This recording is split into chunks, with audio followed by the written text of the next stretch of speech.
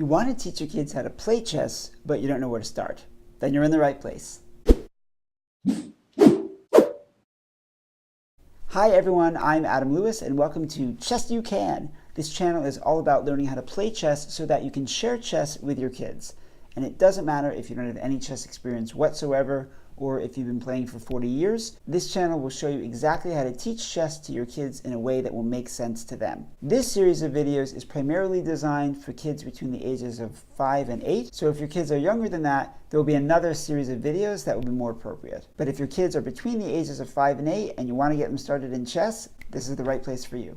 Okay, the first thing that you're going to want to do is make sure that you're holding the board in the right way. So on a chessboard, the bottom right square right here must always be a light colored square. Light on the right. Okay, great. You want to start by teaching the easiest piece in the game to move. And that piece is the rook. So a rook looks like this, or something like this in real life. That's what your chess piece might look like. But for the purposes of this video, we're going to use this for our rook. First thing you do is you take the rook out of the bag and you say, "This is a rook." Can you say rook? And they should be able to reply back to rook. Okay, great. So you take the rook and you place it on the board and you say, a rook can move like this, or like this, or like this, or like this. Now, you won't be drawing green arrows on the board as we are in the video, so just take your rook and slide along any of the straight paths that we've drawn here. It's even better if you want to lift it and place it on a square somewhere along one of the lines that the rook's on, but either way is totally fine.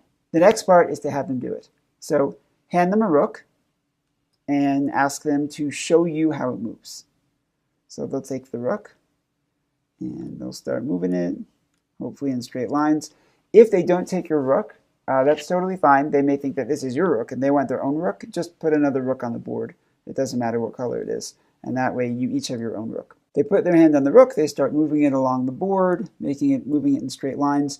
If you find they're not moving it in straight lines, show them again. Take your rook or take the rook that they're using if you're using the same rook and show them again and say, a rook moves like this, and like this, and like this. And keep on moving in straight lines and they should be able to get it. If they're still having trouble with it, especially for 5-year-olds, have them put their hand on the rook and then put your hand on their hand and then move the rook together in a straight line. Don't be surprised if this takes longer than you think. Every kid is different. The most important thing you can do is just to have patience as you're working with them. So you've got the rook moving in some straight lines on the board. Now you're going to say to them, we're going to play a game called Move to Me. So for this one, you will need 2 rooks. So let's give them a white colored rook for them to use, and you'll have a white colored rook. Place your rook on the board somewhere here, and place their rook on the board somewhere over there. Now, the way this game works is you move your rook once, and then you want them to move their rook so it's touching or right next to your rook.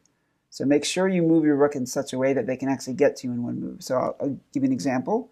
You can say, first I move my rook, and now you move to me with your rook.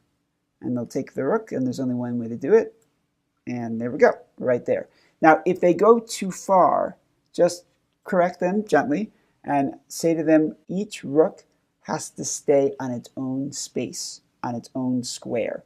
So you can come really close to me, but you can't come onto my square. So just come next to me, right next to me, just like this. And show them, correct them a little bit. So if they put their rook here, you just move it over a little bit. Great. And practice that a few times where you move your rook here, and then maybe they slide down here, and then reset the board. And then maybe you slide your rook here, and they come down to meet you. So keep practicing this, and they'll see how a rook moves, and they'll understand that they have to stop when they get to your rook. All right, after you've done that for a bit, now say to your kid, okay, we're going to play another game of Move to Me, but this time you're going to have to take more than one move to move to me. So you take your rook, and again you put it maybe back here and move theirs over here. Now move your rook to a place where they have to move twice to get to you. So for example, you could slide up here. Now, in order for them to get to where you are, they'd have to move here and then over here. Or alternatively, they could move here and then here. This one can take a little bit of time, so be patient with it. And again, if they don't seem to be getting it, go back to the game where they just move next to you in one move. Okay, once you get the sense that your kid has figured that out and understands it, and they're doing it consistently and reliably, now it's time for another game. And you say to them, okay, now we're going to play Help the Rook. And for this one, you're going to want to set up the board like this. Explain to your kid that in this game, Help the Rook, your job is to help this rook get right next to this rook. And they can only do that by moving in a way that a rook can move. And they have to make sure that they don't bump into any of these pawns. So a way to do that would be to have this rook come here and then have the rook go over there. Or, let's put that back, they could go this way and then down and then over here. And we'll go back again. So the important thing to note is that they can't go past the pawns. They're literally blocked in, and they have to move the rook paying attention to the pawns that are blocking their path.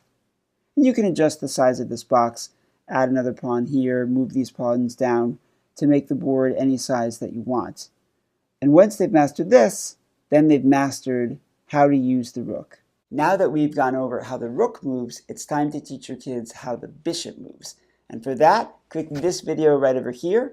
And if you're new to Chess You Can, make sure to click the subscribe button so that you can learn chess, so that you can share chess with your kids. And we'll see you next time.